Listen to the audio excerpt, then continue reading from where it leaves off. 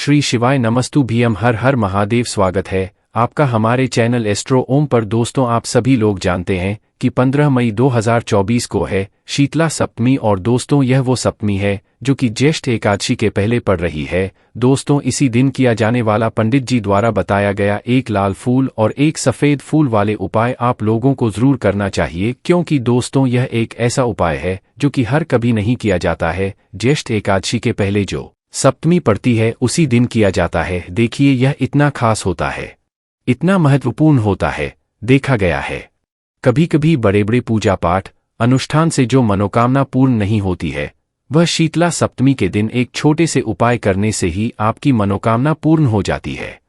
और बहुत सारे लोगों ने इस उपाय को किया भी है और उनको इस उपाय को करने का फल भी जरूर मिला है। अगर आप लोग भी इस उपाय को इस सप्तमी के दिन, मतलब इस ज्येष्ठ एकादशी के पहले पड़ने वाली सप्तमी के दिन चाहते हैं, तो आप इस उपाय को पहले अच्छे से समझ लेना, सुन लेना, उसके बाद करना। आपको इस उपाय का फल जरूर मिलेगा। दोस्तों, हम आपको यहाँ पर बता दें कि यह जो एक लाल फूल और एक सफ़ेद फूल वाले उपाय है, यह उपाय पंडित जी ने अपनी अभी किसी और की कथा में ही बताया है। और इस उपाय को करने से आपके घर में चाहे किसी भी प्रकार की दुख और समस्या क्यों ना चल रही हो, आपको उसका कारण भी नहीं पता है कि भाई यह समस्या किस से चल रही है।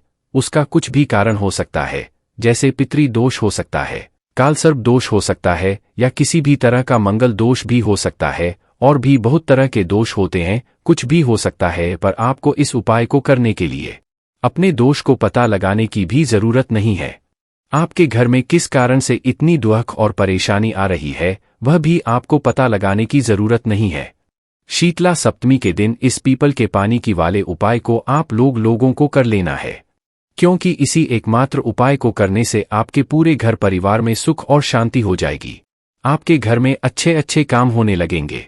आपकी जो भी मनोकामना होगी वह भी धीरे धीरे करके पूर्ण होना शुरू हो जाएगी। अब हम समझते हैं इस एक लाल फूल और एक सफ़ेद फूल वाले उपाय को आपको करना कैसे है, किसको करना है, किस समय करना है और कैसे करना है। उपाय आसान है, समझने वाली बात है, इसलिए ध्यान से समझिए। उसके बाद ही आप लोग जो है इस उपाय को जरूर कीजिएगा। सबसे पहली चीज हम लोग यह समझते हैं कि इस एक लाल फूल और एक सफ़ेद फूल वाले उपाय को इस आने वाले शीतला सप्तमी के दिन किसको करना है।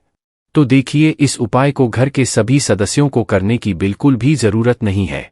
घर में से कोई एक मुख्य बड़ा सदस्य ही इस उपाय को करेगा तो उस घर परिवार के सभी सदस्यों को इस उपाय करने का फल मिल जाएगा। पर वो बड़ा सदस्य कौन होगा, कौन व्यक्ति इस उपाय को करेगा? तो यहाँ पर देखिए, हम आपको बता दें, घर की जो बड़ी माताएं बहनें होंगी, घर की बड़ी माताओं बहनों में से कोई भी एक माता बहन इस वाले उपाय को कर सकती है। अपने पूरे घर परिवार के लिए घर में सभी सदस्यों को इस उपाय को करने की जरूरत नहीं है। मात्र घर की जो बड़ी माताएं बहनें हैं, उनमें से कोई भी एक माता बहन इस वाले उपाय को करेगी, उसके घर परिवार के पूरे सदस्यों को इस उपाय का फल मिलेगा। अगर किसी कारणवश माताएं बहनें घर में उपस्थित ना हो या वह इस उपाय को ना कर रही हो, कुछ दिक्कत हो, तो भाई उस जगह पर फिर घर का कोई बड़ा व्यक्ति भी इस उपाय को कर सकता है। माताओं बहनों के कहने का मतलब यह था कि माताएं बहनें घर की लक्ष्मी होती है।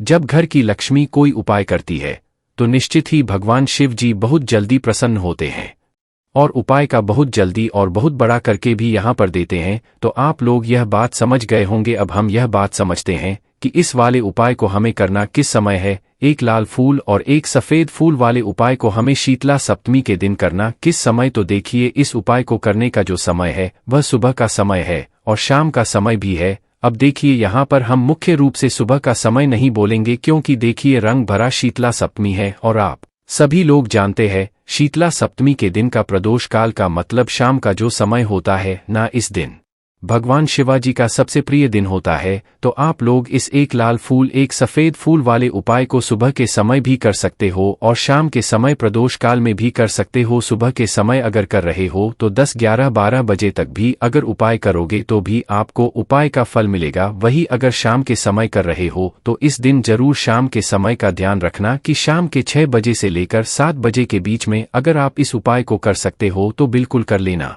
पूरी कोशिश करना, पर अगर किसी कारणवश इस समय के बीच में ना कर पाओ तो 7 और रात 8 बजे तक भी अगर आप उपाय को करोगे तो आपको उपाय का फल जरूर मिलेगा। ये बात आपको समझ आ गई कि आप इस उपाय को सुबह और शाम दोनों समय कर सकते हो, मतलब आपको एक ही समय है, घर में से किसी एक ही बड़े व्यक्ति को करना है, पर एक ही इस उपाय को करना है, दोनों समय नहीं करना है। आपको जो समय अच्छा लगे आप उस समय पर इस वाले उपाय को कर सकते हैं। अब सबसे महत्वपूर्ण बात आती है कि इस उपाय को हमें करना किस लिए है। जैसा कि हमने अभी आपसे बोला कि इस उपाय को करने के बाद आपके जीवन में बहुत सारी खुशियां आएंगी, आपकी मनोकामनाएं पूर्ण होंगी, आपकी धन की समस्या दूर होगी, आपकी पैसों की समस्या दूर होगी। अब देखिए, अगर आप लोग सोच रहे हो कि भाई हमें घर बनाना है पर घर बनाने के लिए पैसा नहीं है, हमें गाड़ी लेना है पर गाड़ी लेने के लिए पैसा नहीं है, हमें जमीन लेना है पर जमीन लेने के लिए पैसों की कमी पड़ रही है, अगर ऐसी ही दिक्कत, परेशानी या किसी भी तरह की धन से जुड़ी हुई समस्या या पैसों से जुड़ी हुई समस्या अगर आपके जीवन में चल रही है, तो निश्चित ही यह रंग भरा प्रदूषण व्रत आपके जीवन में बहुत सारे फल लाकर दे सकता है। इसीलिए अगर आपके घर में बहुत ज्यादा दिक्कत, समस्या, परेशानी चल रही है, धन से जुड़ी हुई, पैसों से जुड़ी हुई धन की बहुत ज्यादा कमी आ रही है, पैसों की बिल्कुल आवक नहीं हो रही है, तो भाई आप लोगों को इस वाले उपाय को जरूर करना चाहिए। घर में से किसी एक भी बड़े व्यक्ति को अब इस उपाय में करना क्या है, वह सबसे पहले हम लोग जान लेते हैं। देखिए, उपाय की सामग्री हम लोग सबसे पहले जानते कि इस उपाय में किस किस चीज की आवश्यकता पड़ेगी। तो देखिए, उपाय का नाम तो एक लाल फूल और एक सफेद फूल वाला उपाय है, पर इस उपाय में कुल मिलाकर 4 सामग्री हमें लगने वाली है, जो कि पंडित जी ने खुद सीहोर वाली कथा में बताया है। और जो हम आपको उपाय बताते हैं वह पंडित जी द्वारा बताए गए होते हैं, वही बताते हैं, अलग से कुछ भी नहीं बताते हैं। लोग समझते हैं कि इस उपाय की सामग्री क्या है, तो देखो, उपाय की जो सामग्री है वह सामग्री है जिसमें से सबसे पहली सामग्री है एक बेलपत्र। क्या एक बेलपत्र क्या होती है?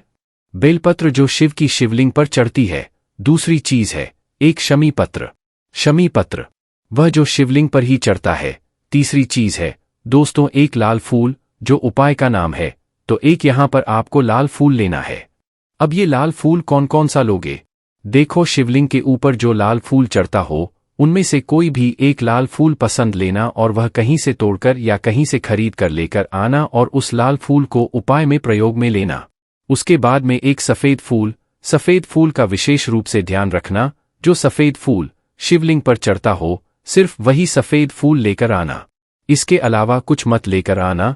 तो एक एक मात्रा में ही आपको यह चारों सामग्री चाहिए, एक बेलपत्र, एक शमी पत्र, एक लाल फूल और एक सफेद फूल। यह चारों सामग्री आप लोग तैयार रख लेना।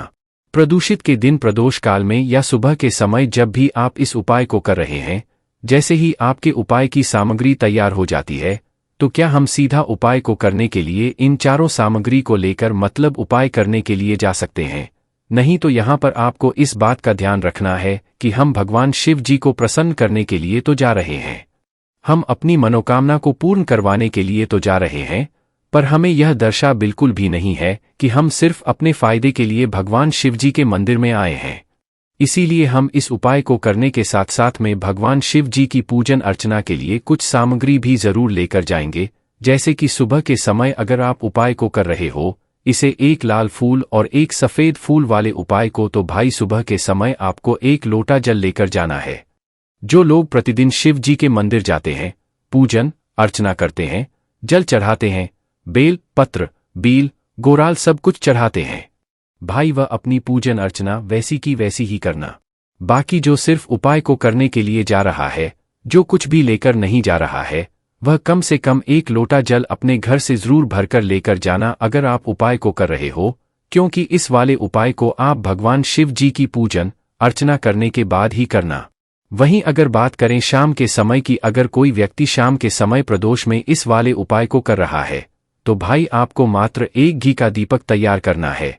ये बात हम हमेशा बोलते हैं, शाम के समय प्रदोष काल में कोई कर रहे हो ना, तो दीपक का विशेष महत्व होता है। और शीतला सप्तमी के दिन का प्रदोष काल में जो भी व्यक्ति दीपक जलाता है ना भगवान शिव जी के मंदिर में, भाई उसके जीवन से सारी दुख और परेशानियां भी दूर होती हैं। तो भाई इस दिन दीपक का विशेष रूप से ध्यान रखना आप लोग। अगर आप इस उपाय को शाम के समय प्रदोष काल में कर हो, ये जो दीपक आप लोग लोगे ये आटे का लोगे। जो आटा आप गूंद दोगे उसके अंदर कुछ भी मत डालना, मात्र सादा आटा गूंथकर उसे तैयार कर लेना और एक मीडियम साइज का दीपक तैयार कर लेना।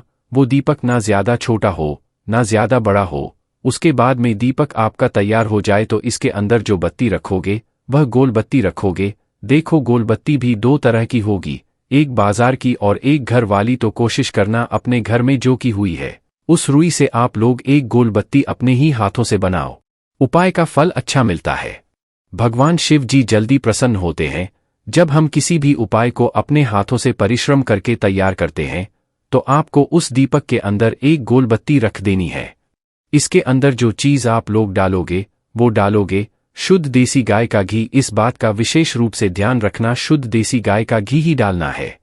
तेल वगैरह आज के दिन तो मतलब इस दिन मत, शीतला सप्तमी के दिन की, क्योंकि भगवान शिव जी का सबसे प्रिय दिन और प्रिय समय पर हम लोग इस वाले उपाय को कर रहे हैं। तो थोड़ा सा शुद्ध देसी का घी इतना डालना कि वह दीपक कुछ समय तक चल सके। ना बाजार वाला मिलावटी घी डालना, ना भैंस का घी डालना। शुद्ध देसी गाय का घी आपको ढूंढने में थोड़ी मतलब मेहनत लगेगी और महंगा भी मिलेगा, पर इसी मतलब घी से भगवान शिव जी प्रसन्न होते हैं और उसी शुद्ध देशिका की घी घर में बरकत भी बनी रहती है और हमारे घर में सुख शांति भी बनी रहती है। इसलिए इस शुद्ध देशिका की घी को अपने घर में हमेशा रखा करो। वह भगवान क्षश जी के कार्यों में भी उपयोग में आता है और उपायों में भी हम लोग प्रयोग कर सकते हैं। तो यहाँ पर आपकी सारी तैयारियां हो चुकी है। उपाय को करते समय शुद्धता का विशेष रूप से ध्यान रखिएगा। सुबह कर रहे हो तो भाई सुबह तो आपको स्नान करना ही करना है, बाकी शाम को हो तो शाम को मात्र हाथ मुंह धोकर भी आप लोग इस वाले उपाय को कर सकते हो। कोई दिक्कत वाली बात नहीं है भाई। उपाय की पूरी सामग्री तैयार करके और पूजन सामग्री लेकर आपको भगवान शिवजी के मंदिर पहुंचना है, जो आपके घर के पास में हो, जहां पर शिवलिंग विराजित हो, शिवालय हो, वहां पर आप लोगों को पहुंचना है। और जैसे ही आप भगवान शिवजी के मंदिर में पहुंचते हो, जाकर ही उपाय शुरू नहीं करना है। पहले आपको भगवान शिवजी की पूजन अर्चना करना है। पूजन अर्चना कैसे करोगे? सुबह के समय गए हो तो एक लोटा जल वगैरह जो भी पूजन सामग्री लेकर गए हो, उससे पहले पूजन सामग्री आप लोग मतलब पूजन भगवान शिवजी की कर लो। जो व्यक्ति सिर्फ एक लोटा जल लेकर गए हैं वह शिवजी की शिवलिंग पर मात्र एक लोटा जल एक धारा से धीरे धीरे करके चढ़ा लो है ना। अपनी पूजन अर्चना आप लोग जो है पूरी कर लो पहले। उसी के बाद अगर आप शाम के समय सुबह को कर रहे हो तो जाते से ये सफाई को नहीं करना, पहले जाकर बैठना है। भगवान शिवजी के शिवलिंग के पास में आप जो दीपक तैयार करके लेकर आए हो उस दीपक को पहले जलाना है।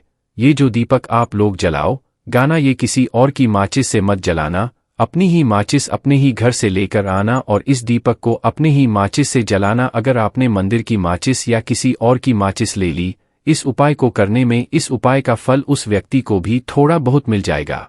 इस बात का ध्यान रखना, इसलिए अपने घर से अपनी ही माचिस कर जाना और इस दीपक को जलाना। दीपक को जलाने के बाद भगवान शिवजी के शिवलिंग के पास में रख देना। शिवलिंग के इतना पास में मत रखना कि भगवान शिवजी को आंच लगे, थोड़ी सी दूरी बनाकर ही जो है इस दीपक को शिवलिंग के पास में आप लोग रख दीजिएगा। अब जैसे ही आपकी पूजन अर्चना हो जाती है, भगवान शिवजी के शिवलिंग के सामने या आसपास कहीं पर भी बैठ जाइए उपाय को करने के लिए। और उपाय को करने से पहले आप लोग वह चारों पूजन सामग्री निकाल लीजिए। उपाय की जो सामग्री है वह निकाल लीजिए और भगवान शिव जी के शिवलिंग के ऊपर एक माता अशोक सुंदर जी का स्थान देख लीजिए। माता अशोक सुंदर जी का जो स्थान होता है वह जलाधारी के ऊपर होता है, जलाधारी के बिल्कुल बीचों बीच में होता है। आप लोगों ने देखा भी होगा शिवलिंग की जलाधारी होती है, जलाधारी के बिल्कुल बीचों बीच का जो स्थान होगा वह माता अशोक सुंदर जी का स्थान होगा, क्योंकि यहीं पर हमें यह जो है उपाय को करना है। सबसे पहली चीज, अब हम उपाय को करना शुरू करते हैं। आप सबसे पहले अपनी एक बेलपत्र उठा लो। एक बेलपत्र को आपको माता अशोक सुंदर जी वाले स्थान पर सबसे पहले समर्पित करना है। बेलपत्र की डंडी का मुख होगा जलाधारी की तरफ जहां से जल बहता है और नीचे गिरता है, और बीच वाली बड़ी पत्ती का मुख मतलब शिवलिंग की तरफ होगा। इस तरीके से आपको इस बेलपत्र को माता अशुचंद्र जी स्थान पर समर्पित कर देना है। उसके बाद में अपनी एक कमी पत्र उठा लो जो आप उपाय के लिए लेकर आए हुए हो। एक कमी पत्र को उठाकर कमी पत्र की भी जो डंडी का भाग होगा वह जलाधारी की तरफ करके जहां से जल बहता है नीचे गिरता है उस तरफ करके, और पत्ती वाला भाग शिवलिंग की तरफ करके इस शमी पत्र को भी उस बेलपत्र के ऊपर आपको समर्पित कर देना है। समर्पित करने के बाद अब आप ले लो अपना एक लाल फूल जो आप उपाय को के लिए लेकर आए हुए हो, इस लाल फूल का जो खिला हुआ भाग होगा, चाहे वह गुलाब का फूल हो, चाहे कोई सा फूल जो शिवलिंग पर चढ़ता हो, भाई उस फूल का जो खिला हुआ भाग होगा वो शिवलिंग की तरफ होगा, बाकी जो पीछे का भाग होगा फूल का वो जलाधारी की तरफ जहां से जल बहता है, नीचे गिरता है, उस तरफ होगा। और आखिरी में आपका जो एक सफेद फूल बचा हुआ है ना, इस सफेद फूल को भी आपको लेना है और सफेद फूल का जो खिला हुआ होगा वह शिवलिंग की तरफ होगा, जहां पर शिवलिंग रखा हुआ है उस तरफ होगा और डंडी का भाग जलाधारी के पीछे की तरफ हो जाएगा, मतलब जो जहां से जल बहता है और नीचे गिरता है। जब आप लोग एक बेलपत्र, एक शमी पत्र और एक लाल फूल, एक सफेद फूल चढ़ा रहे हो, तो उस समय आप लोगों को कांता भगवान या कांता चक्र का नाम लेते हुए ही जो है इस उपाय को करना है और भगवान शिव जी और नारायण जी का स्मरण करते हुए ही जो है उपाय को आपको करना है। तो जब भी आप एक बेलपत्र, एक शमी पत्र, एक लाल फूल और एक सफेद फूल चढ़ा रहे हो, तो या तो आप कांता चक्र का नाम ले लेना या कांता भगवान का नाम लेते हुए जो है इन सभी सामग्रियों को माता सुषण जी वाले स्थान पर आप लोग समर्पित करते जाना और शिव और नारायण जी का नाम भी साथ साथ में लेते जाना। और जैसे ही आप लोग यह उपाय पूरा कर लेते हो, चारों सामग्रियां समर्पित कर देते हो, उसके बाद में से वहीं के वहीं बैठे बैठे हाथ जोड़ के प्रार्थना करना, आपकी जो मनोकामना हो, धन से जुड़ी हुई, पैसों से जुड़ी हुई, घर में माता लक्ष्मी जी की कमी हो रही है, जो भी दुख और समस्या परेशानी चल रही हो, आपको अपनी वह दुख और परेशानी जो है भगवान शिव जी से उपाय को पूरा करने के बाद वहीं पर पास में बैठकर बोल देना है, हाथ जोड़ के आंखें बंद करके। उसके बाद में 2 मिनट भगवान के नाम का जाप करना है और उपाय जैसे ही पूरा आता है, भगवान से आशीर्वाद लेकर, भगवान को धोख देकर, भगवान से प्रार्थना करके आप अपने घर पर वापस आ सकते हैं। यहां पर आपका यह वाला उपाय पूर्ण हो जाता है।